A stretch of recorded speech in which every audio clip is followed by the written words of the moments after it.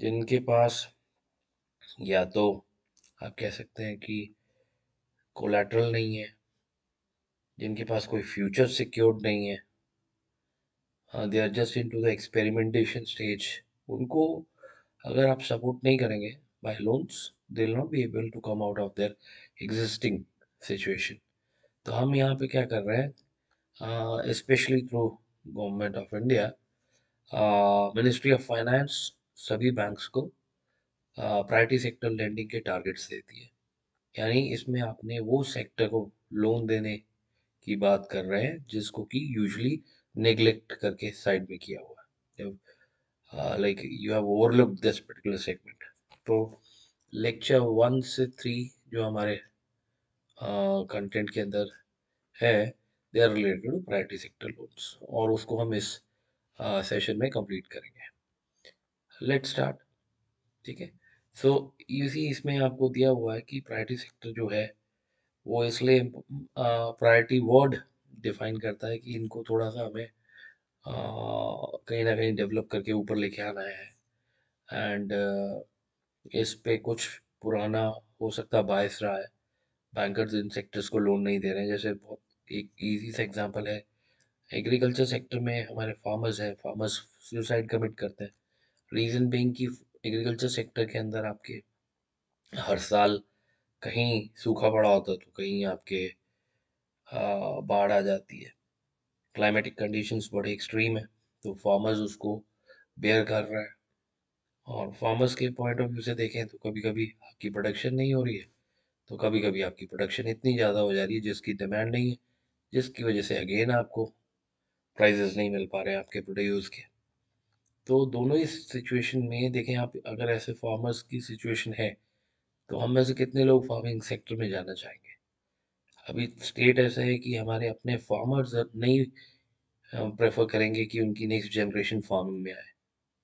I know couple of students जो अपने farming traditional business को छोड़ के फॉरेन कंट्रीज शिफ्ट हो जा रहे हैं, looking for better opportunities.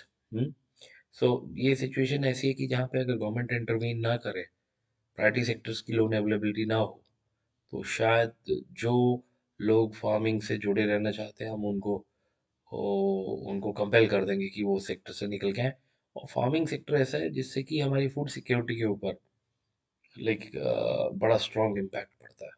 India में इतनी बड़ी पॉपुलेशन है, अगर आप उसको खाने के लिए सपोर्ट नहीं कर पाएंगे, पॉपुलेशन को आप अपना टाइमली जो उनका न्यूट्रिशन इनटेक है मिनिमम वो अगर नहीं दे पाएंगे, तो you see you can not have a prosper country. So food security is essential, और उसके लिए एग्रीकल्चर सेक्टर को सपोर्ट करना चाहिए। और एग्रीकल्चर सपोर्ट मीन्स हम कैसे कर सकते हैं, sitting in metros and urban cities, उसके लिए हमें उन लोगों को जो उनका ड्यू शेयर है इन क्रेडिट, वो इंश्योर करना पड़ेगा। तो it is through priority sector. और इसमें बहुत सारे सेक्टर्स हैं जिनको कि हमने लिस्ट आउट किया है, और प्रायोरिटी सेक्टर की जो लिस्ट है वो भी टाइमली बेसिस पे रिव्यू होती रहती है। और आरबीआई के डेटा कलेक्शन में जो RBI through different banks collect कर रहा है, अगर किसी सेक्टर को निगलेक्ट किया जा रहा है, ऐसा पकड़ में आता है, तो उसको भी हम प्रायोरिटी सेक्टर में डालते हैं। मतलब रेगुलरली ये लिस्ट को रिव्यू किया जाता है, अगर किसी सेक्टर में रिक्वायरमेंट से ज़्यादा लेंडिंग हो गई है, हम उससे थोड़ा सा बाहर ले आते हैं कुछ टाइम के लिए। और इसी तरीके से रोटेशन पे इंश्योर करते हैं कि सारे नेग्लेक्टेड सेगमेंट्स को क्रेडिट मिलना चाहिए। और इसके लिए एक फिक्स्ड परसेंटेज सेट है। और देखें यहाँ पे उन्होंने थोड़ा सा आइडिया दिया हुआ है कि बैंक के लेंडिंग प्रोसेस में एक रिफॉर्म करने के लिए they brought in tailored product. यानी ये हमारी ज़रूरत के हिसाब से हमने एक कस्टमाइजेशन किया है। यानी जो बैंक्स पहले फ्री थे लेंडिंग करने के लिए, और वो भी एक्चुअली देखें बैंक्स कमर्शियल एंटिटीज है, जहाँ फ़ायदा होगा वहाँ देंगे, जहाँ फ़ायदा नहीं होगा वहाँ नहीं देंगे। तो ये इसमें कुछ गलत नहीं है, लेकिन जो रैशनल रखा गया प्रायोरिटी सेक्टर लोन्स का कि ये हमारी सिचुएशन को देखते हुए ये मस्ट नीडेड चेंज है। आप इसको अगर इग्नोर करेंगे तो आपके सिस्टम की बैलेंस डेवलपमेंट नहीं हो सकती।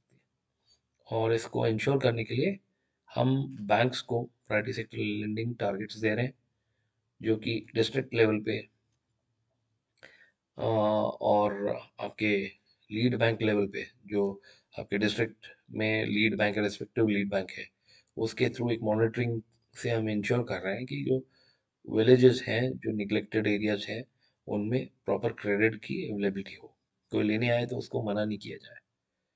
एंड ये बेसिकली अगर हम देखें पास में, तो हमारे पास एक टाइम था जब ये सारे बैंक्स व्हेन दे स्टार्टेड, वो किसी ना किसी बिजनेस अंडरटेकिंग से कनेक्टेड हुआ करते थे। जैसे हम सेंट्रल बैंक ऑफ इंडिया की बात करें तो टाटा ग्रुप से कनेक्टेड था। यानी इस एरा में, जो ये पुराने एरा की बात कर रहा है, विच एंडेड इन 1964 एंड 1980, यानी जिसको हम नेशनलाइजेशन से, हमने एक ड्राइव चलाई नेशनलाइजेशन की, जिसमें सरकारी बैंक्स में कन्वर्ट कर दिया ये सब बड़े बड़े प्राइवेट सेक्टर बैंक्स को। यानी ये प्राइवेट बैंक्स वो बैंक्स थे जो कुछ बिजनेस हाउसेस को केटर कर रहे थे। डिपॉजिट तो कोई भी दे सकता था, लेकिन लोन के लिए फैसिलिटी नहीं थी पब्लिक के पास। तो उसी पॉइंट को रखते हुए हमने जो बैंक्स को नेशनलाइज किया, और नेशनलाइज करने के बाद गवर्नमेंट करने का रीज़न ये था कि सबको बेनिफिट पहुंचना चाहिए। तो वो भी एक तरीके की कस्टमाइजेशन हमने की थी। वैसे ही हम प्राइवेट सेक्टर को भी जो बता रहे हैं कि लोन्स के लिए यानी टोटल इंडियन इकॉनमी के लिए ज़रूरी है कि सारे सेक्टर्स को केटर किया जाए, कोई पीछे रह जाए, कोई पिछड़ा एरिया है, कोई सेगमेंट ऐसा है जो निगलेक्टेड है, उसको भी आप अगर टेक केयर करेंगे तो वो अपने state of poverty, state of backwardness से बाहर निकल के आएगा। एंड यू सी आपकी जीडीपी में भी इनकी इन सेक्टर्स की तरफ से you see you will get good contribution. हाँ जी, तो इसमें आप एग्रीकल्चर ले लीजिए, स्मॉल इंडस्ट्रीज ले लीजिए, वुमेन ले लीजिए, अनएम्प्लॉयड यूथ ले लीजिए, माइनॉरिटीज ले लीजिए, तो they all will be coming.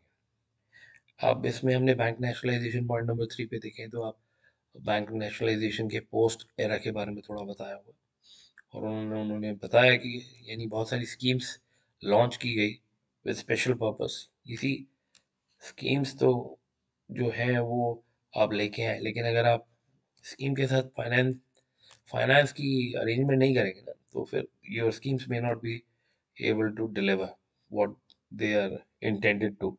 यानी जो आपके इंटेंशंस थे वो शायद फुलफिल ना हो पाए। तो स्पेशल इनिशिएटिव्स में आपको कहीं ना कहीं लोन फैसिलिटीज देनी पड़ेंगी। अब यहाँ पे एक लिस्ट दी हुई है जिनको कि हम प्रायोरिटी सेक्टर एरियाज में इंक्लूड करते हैं। जैसे आपके पास एग्रीकल्चर है, आपकी मेजॉरिटी ऑफ पॉपुलेशन एग्रीकल्चर पे है, रूरल एरिया से माइग्रेशन हो रही है, लेकिन स्टिल एग्रीकल्चर हमारी बैकबोन है इकॉनमी की, तो हम उसको कहीं ना कहीं एट फर्स्ट प्रायोरिटी लेके आ रहे हैं। देन स्मॉल स्केल इंडस्ट्रीज की बात करते हैं, और स्मॉल स्केल इंडस्ट्रीज में भी देखें बहुत सारे सेगमेंट्स हैं। आप इसमें बेसिकली यहाँ पे इंडस्ट्रियल एस्टेट्स की बात कर रहे हैं। फोकल पॉइंट्स देखें, हर शहर के अंदर कहीं ना कहीं एक फोकल पॉइंट जरूर होगा। अब फोकल पॉइंट वो पॉइंट है जहाँ पे आपकी छोटी छोटी इंडस्ट्रीज हैं।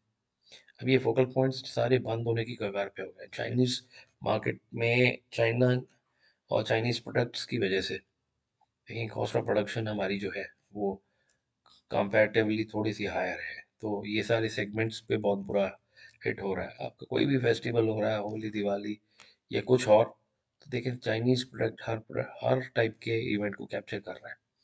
और जब ऐसा कुछ हो रहा है तो आपके देखें लोकल प्रोडक्शन कॉस्ट अगर हाई है ऑन अ हायर साइड, तो वो कहीं ना कहीं धीरे धीरे करके इंडस्ट्रीज बंद हो जाएंगी।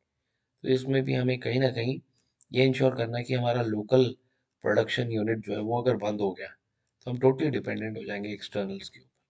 तो उनको भी टेक केयर करने के लिए थोड़ा सा आपको देखना चाहिए कि आपको स्मॉल स्केल इंडस्ट्रीज के लिए भी फाइनेंसिंग अरेंज करना पड़ेगा।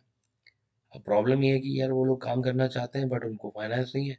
उसके लिए हमेशा जब भी ये लोग बैंक में जाएं लोन लेने के लिए, तो जो जवाब मिलते हैं वो डिफेंसिव मैनेजर्स की डिफेंसिव अप्रोच की वजह से उनके ज़्यादातर केसेस पे काम ही नहीं हो पाता है। तो अब जब से ये प्राइवेटी सेक्टर लोन्स का कंसेप्ट लेके आए, सब मैनेजर्स को अपने रिस्पेक्टिव बैंक ब्रांचेस में कुछ टारगेट अचीव करना है इन प्राइवेटी सेक्टर, तो उनको पता है कि उनको ये लोन देने ही पड़ेंगे। तो जब तक बहुत हद तक कोई प्रॉब्लमेटिक केस ना हो तब तक वो दे डोंट रिफ्यूज। लेकिन इन लोन्स को देते हुए मैनेजर रिलक्टेंट भी रहते हैं कि पता नहीं इनकी रिकवरीज होगी या नहीं। अब उसी तरीके से हम एक और सेक्टर को पढ़ रहे हैं, small road and water transport operators. यानी ये एक्चुअली कहीं ना कहीं इंफ्रास्ट्रक्चर डेवलपमेंट में ये पर्टिकुलर ग्रुप लगा हुआ है, और इसमें उन्होंने एक चेक लगाया कि ये उसी को मिलेगा जिसके पास अप टू 10 व्हीकल्स हैं। तो ये कंडीशन लगा दी, यानी 10 से ज़्यादा व्हीकल रखेंगे तो आप इस कैटेगरी में नहीं आएंगे, 10 से कम है तो आप निगलेक्टेड हैं, यानी स्मॉल स्केल पे एक्चुअली ऑपरेट कर।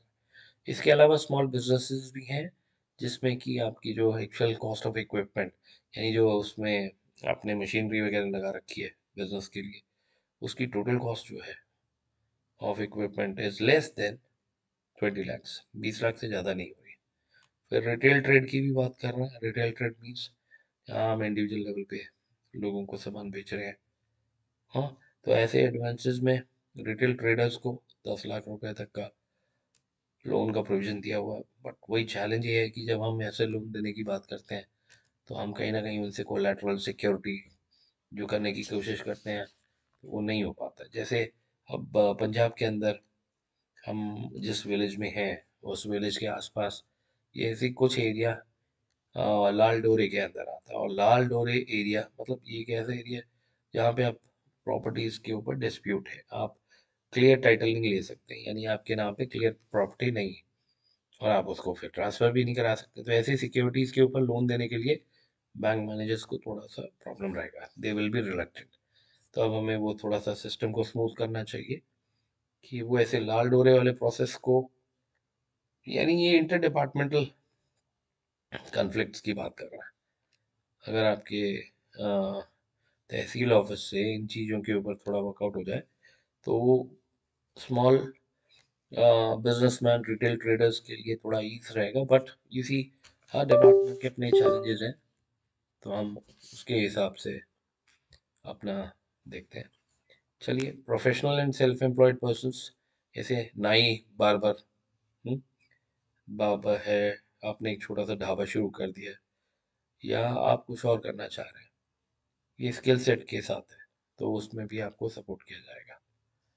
अब उसमें आपकी रजिस्ट्रेशन सर्टिफिकेट्स देखने पड़ेंगे, आपके क्वालिफिकेशन सर्टिफिकेट्स देखने पड़ेंगे, बट लोन मिल सकता है। States sponsored organisations for schedule caste and schedule tribes, किसी माइनॉरिटी ग्रुप्स में जिसमें SC ST आता है, तो आपको लोन के लिए किसी भी रीजन से उनको रिफ्यूज नहीं करना है, and if there is a possibility you have, और इसको भी प्राइवेटी सेक्टर में ऐड किया गया है क्योंकि this is the segment which is actually neglected. Education loans को भी हमने प्रायोरिटी सेक्टर में रखा है क्योंकि फ्यूचर यूथ के ऊपर है, और यूथ सही से ट्रेन नहीं हुआ तो फ्यूचर भी प्रॉब्लमेटिक हो जाएगा।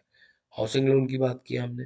हाउसिंग लोन में अब हम देखें, मेट्रोपॉलिटन्स में डिफरेंट रेट्स हैं, रूरल अर्बन में, सेमी अर्बन में अलग रेट्स हैं। अब इसमें जो ये आपके डायरेक्ट और इनडायरेक्ट दो कैटेगरीज इन्होंने डिफाइन की है, तो उसमें दोनों ही केस में आपको हाउसिंग लोन को प्रायोरिटी सेक्टर में रखने का रीज़न ये है कि देखो, इंडिया की पॉपुलेशन बहुत बड़ी है, गवर्नमेंट सबको हाउसिंग नहीं दे सकता है। तो जिन लोगों को हाउसिंग नहीं दे सकते उनको कोई फैसिलिटी देनी चाहिए कि वो हाउस बनाने के लिए अपना अटेम्प्ट लें। अभी देखें, आपकी जितनी नई जनरेशन अभी वर्क फोर्स आ रही है, दे आर वेरी स्पेसिफिक, और वो काफ़ी अर्ली एज में ही इन्वेस्टमेंट्स के ऊपर काम कर रहे हैं, अपने पैसे को सही जगह लगा रहे हैं, अपने फ्यूचर को सिक्योर कर रहे हैं, अपने एसेट्स क्रिएट कर रहे हैं, और एसेट क्रिएशन में housing is a very important area. तो सब लोगों ने, आई फील लाइक, पहली प्रायोरिटी मैरिज से पहले सभी लोगों की ये रहती है कि वो मकान बना लें, नहीं बना पाते तो भी मैरिज के बाद बना लें। तो पॉइंट है कि if you don't give them support नहीं हो पाएगा। तो इसमें भी हमने एक चेक लिमिट लगा रखी है कि 20 lakhs के नीचे के लोन्स को हम हाउसिंग सेक्टर में यानी एसेंशियल कैटेगरी में रखते हैं, और any loan which is more than 20 lakhs तो उसको हम नॉन प्रायोरिटी में कंसिडर करते हैं। कंजम्पशन लोन की बात करें, वीकर सेक्शन में स्पेशली माइक्रो फाइनेंसिंग सेक्टर जो हम जिसका सब्जेक्ट पढ़ रहे हैं, उसमें आपके जो कंजम्पशन लोन है, जैसे मेडिकल रीज़न पे कुछ लग गया, या किसी के एसेंशियल जैसे मैरिज है, डॉटर्स की मैरिज है, इसके लिए जो छोटा मोटा अमाउंट आपको चाहिए तो उसको हम कंजम्पशन लोन कैटेगरी में रखते हैं। But this type of loan is not promoted much. इसके अलावा आप SHGs और NGOs जो इस टाइप के प्रोजेक्ट में काम करती हैं माइक्रो फाइनेंसिंग इंडस्ट्री में, उनके साथ भी आप डायरेक्टली या इनडायरेक्टली कनेक्ट कर सकते हैं। एंड डायरेक्टली SHGs को आप एक्सपोजर नहीं ले रहे हैं, but you are trying to give it to micro financing institutions. यानी इसमें माइक्रो फाइनेंसिंग इंस्टीट्यूशन है जो डायरेक्टली बेनिफिशरीज के साथ कनेक्टेड है, और आप बेनिफिशरी को क्योंकि पेंट्रेट नहीं कर पा रहे हैं रूरल एरियाज में, तो ये स्पेशलाइज बॉडी है जो ऑलरेडी वो देख रही है, तो उस तरीके से हो पा रहा है। तो इनको भी देने से हम प्राइवेट सेक्टर में रख सकते हैं। Software industry India is known for software industry outside India. तो इसमें बस एक ही चीज़ इंश्योर करनी है कि इसमें टोटल जो आपका लिमिट है उसको 1 करोड़ रुपए तक का एक्सपोजर रखा हुआ है। लोन टू स्पेसिफाइड इंडस्ट्रीज की जब हम बात करें तो हम food and agro processing industry के बारे में बता रहे हैं। तो इसमें एक चीज़ रखनी है, अप टू 5 करोड़ जो है प्लांट एंड मशीनरी, उसी को हम प्रायोरिटी सेक्टर में रखते हैं। और इसके अलावा investments in venture capital, means अगर बैंक्स किसी वेंचर कैपिटल के अंदर इन्वेस्ट करने की कोशिश कर रहा है और ये वेंचर कैपिटल जो है वो सेबीज के पास रजिस्टर्ड है, तो उस कंटेक्स्ट में ये इन्वेस्टमेंट को भी प्रायोरिटी सेक्टर में रखा जाएगा। अब इसके बाद शायद ये लास्ट स्लाइड रहेगी, नहीं कुछ और है स्लाइड्स। तो इसमें हम स्मॉल स्केल इंडस्ट्रीज को थोड़ा डिफाइन किया गया है। अब इसमें 3 कैटेगरीज मेंशन्ड है। पहली कैटेगरी में देखें आप, इन्वेस्टमेंट की जो लिमिट है प्लांट एंड मशीनरी में, वो it should be up to 1 crore. Second वाली टाइनी एंटरप्राइज को हम जो कहने की कोशिश कर रहे हैं, ये वो यूनिट्स हैं, बिजनेस यूनिट्स, जिसमें इन्वेस्टमेंट जो है वो अप टू 25 लाख से। Small scale service and business enterprise जो है उसमें आपकी जो इन्वेस्टमेंट इन टोटल एसेट्स है वो it should be up to 10 lakhs। यानी सबसे पहले आता small scale service and business enterprise, उसके बाद tiny enterprise and then small scale and ancillary industries. तो आरबीआई ने बड़ी क्लियरली मेंशन कर दिया कि कौन कौन सा टाइप का ऑर्गेनाइजेशन किस कैटेगरी में जाएगा, depending on their total asset base. Line of credit की बात करें, लाइन ऑफ क्रेडिट मतलब आप क्रेडिट इज लोन, आप एक सीरीज ऑफ लोन देना चाह रहे हैं। अब इसमें देखें एक टर्म नीचे इन्होंने यूज़ किया हुआ है, बिल डिस्काउंटिंग। और बिल डिस्काउंटिंग से पहले आप दो एजेंसीज के नाम देख सकते हैं, एसआईडीसी एंड स्टेट फाइनेंस कॉरपोरेशन। तो ये दोनों ही आपके बैंकिंग सिस्टम में कनेक्टेड है for actually discounting and re discounting of bills. तो उसको आप थोड़ा देखें, री discounting of bills and bill discounting का क्या मतलब है कि जब कमर्शियल बैंक किसी भी बिल्स को, बिल्स मतलब आप एक तरीके से कह सकते हैं नेगोशिएबल इंस्ट्रूमेंट है। आपका एक टर्म यूज होता है नेगोशिएबल इंस्ट्रूमेंट एक्ट के अंदर, cheque, bill of exchange, promissory note. हाँ, बिल ऑफ एक्सचेंज की हम बात कर रहे हैं यहाँ पे। तो बिल ऑफ एक्सचेंज को अगर आप डिस्काउंट करते हैं किसी भी बैंक में, तो इज़ वेरी इजी। इसमें थोड़ा सा हम फिर बाद में देखेंगे अलग से कि डिस्काउंटिंग के लिए देखें, अब पॉइंट ये है कि ये चेक है या जो बिल है वो इशू कौन कर रहा है, जो इशू कर रहा है उसकी क्रेडिबिलिटी और पास्ट ट्रैक रिकॉर्ड देख के यूजुअली डिस्काउंटिंग होती है।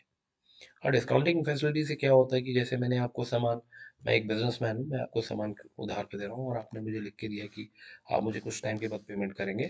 तो ये जब डॉक्यूमेंट मैं किसी बैंक में लेके जाता हूँ तो मुझे मेरी पेमेंट एडवांस में मिल जाती है। In case there is an emergency, मुझे 90 दिन का मैंने वेटिंग टाइम दिया, मेरे क्रेडिट पीरियड दिया मेरे क्लाइंट को।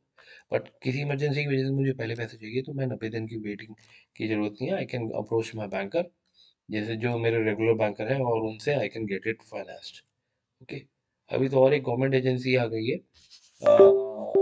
उसमें दे हैव मेड इट कि लाइक अगर आप इस network, I am not getting the name right now, उसमें अगर आप कनेक्ट कर लें और इनवॉइस जनरेट करें, इनवॉइस मतलब जब आप सामान बेच रहे हैं तो इनवॉइस जनरेट करें, और जिसको सामान बेच रहे हैं वो भी एक मेंबर है उसी प्लेटफॉर्म पे, तो government is going to like give you this financing facility. आपको बैंक के पास जाने की जरूरत नहीं है, आपको एडवांस पेमेंट मिल जाएगा। तो ये सब इनिशिएटिव जो है वो कहीं ना कहीं आपने स्ट्रक्चरल सिस्टम को स्ट्रेंथन करने की बात कर रहे हैं। तो इसी के बाद funds provided by commercial bank to state financial corporations. ये देखिए हर स्टेट में उनका अपना स्टेट फाइनेंशियल कॉरपोरेशन है, जो अगेन कहीं ना कहीं बिजनेसमैन को असिस्ट करती है, और इनसे डीलिंग जो भी हो रही है बैंक्स की, उनको भी हम प्राइवेट सेक्टर की लाइन में रखते हैं। अब ये फिर एक स्क्रीन है जिसमें हम प्राइवेट सेक्टर की टारगेट्स के बारे में पढ़ रहे हैं। प्राइवेट सेक्टर में यहाँ पे आप देखें दो कैटेगराइजेशन की हुई है, एक है डोमेस्टिक सेक्टर बैंक्स और एक है फॉरेन बैंक्स। ओके। तो डोमेस्टिक बैंक्स के लिए थोड़ा सा चैलेंजिंग ज़्यादा है, क्योंकि देखिए हम तो ये मान के चल रहे हैं कि जो लोकल बैंक्स हैं उनकी रीच पेनिट्रेशन रूरल एरिया में भी है, बट फॉरेन बैंक्स के लिए ये शायद वायबल नहीं है, इसलिए उनको थोड़ा सा लेवल प्लेइंग फील्ड दिया है। और उनके लिए टोटल लोन का एक्सक्यूज मी 32% है जो वो आप प्राइवेट सेक्टर लोन में डाल सकते हैं। उसके बाद एग्रीकल्चरल एडवांसेस में आप देखें यहाँ पे डोमेस्टिक बैंक्स के लिए 18% का टारगेट सेट है। Net bank credit, NBC stands for net bank credit, यानी टोटल लोन जो हमने दिया है उसमें से 18% हम कहीं ना कहीं एग्रीकल्चर के लिए रिजर्व करेंगे। और फॉरेन बैंक्स के लिए ऐसा कोई टारगेट नहीं है, यू सी उनको टारगेट है overall private sector 32%, but agriculture के लिए ऐसा कोई इंडिविजुअल नहीं, क्योंकि उनकी ब्रांचेस रूरल इंडिया में नहीं है। हम उनको यही जो इन्वेस्टमेंट होनी थी एग्रीकल्चर के अंदर वो किसी और सेक्टर में करवाएंगे जो भी वायबल है उनके लिए। स्मॉल स्केल इंडस्ट्रीज के लिए डोमेस्टिक बैंक्स के लिए कोई टारगेट नहीं है, लेकिन फॉरेन बैंक्स के लिए 10% का टारगेट है। एक्सपोर्ट क्रेडिट के लिए जैसे यहाँ पे हम प्रायोरिटी के लिए नहीं मान रहे, बट एक्सक्यूज फॉरेन बैंक्स के लिए ये 12% के करीब स्टार्ट कर रहा है। Advances to weaker section NBFC, ये क्या है, बैंक्स डोमेस्टिक बैंक्स के लिए 10%, फॉरेन बैंक्स के लिए नो टारगेट।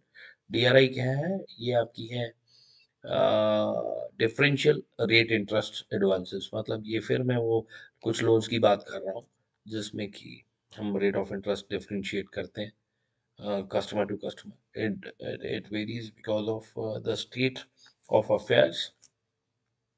इसमें वो यही कहना चाह रहे हैं कि आपको जितना प्रीवियस ईयर का टोटल एडवांस था उसका थोड़ा सा मतलब आप बढ़ा के करें, हर साल कुछ कुछ एनहांसमेंट रहनी चाहिए।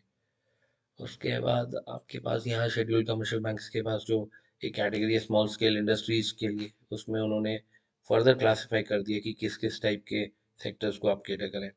Cottage industry, khadi and village artisans और टाइनी इंडस्ट्री जो पीछे हम पढ़ के आए हैं, उसमें जहाँ पे मशीनरी अप टू 5 लाख है, वो उस टाइप के लोन्स जो होने चाहिए वो टोटल 40% होने चाहिए इस स्मॉल स्केल इंडस्ट्रीज में। आप देखें 40% तो ये लगा दिया, 60% अभी बचा है, उसमें से 20% और जो है वो ये कहना चाह रहे हैं कि वो आप ऐसी इन स्मॉल स्केल इंडस्ट्रीज में लगाएं जहां आपके पास प्लांट एंड मशीनरी का जो बेस है वो 5 से 25 लाख के करीब हो। और रिमेनिंग 40% जो है वो ऐसे यूनिट्स में लगाइए स्मॉल स्केल इंडस्ट्रीज की कि जहां उसकी इन्वेस्टमेंट बेस 25 लाख से ज़्यादा हो। तो यानी उन्होंने उसमें भी कैटेगराइज कर दिया और स्लैब्स बना दिए आपको, ये थोड़ा सा देख के लैंडिंग करनी होती है। और ये आपके पास डिफरेंट सेट ऑफ चेकलिस्ट है जो आपको थोड़ा सा देख लेना चाहिए जब आप प्रायोरिटी सेक्टर लोन्स कर रहे हैं। स्पेशली यहाँ पे आप देखें वर्किंग ग्रुप रिकमेंडेशंस है, तो उसको आप थोड़ा देखेंगे तो फिर आपको थोड़ा क्लियर होगा कि how and why it is essential कि बैंक्स को लेंडिंग करनी है। और उसके साथ साथ इंश्योर करना है कि बैंक्स कोई बहुत एग्रेसिव होके एक्सट्रीम रिस्क सिचुएशन में ना चले जाए। तो there has to be a balance between like risk and like some sort of like neglected segments को they have to take it out.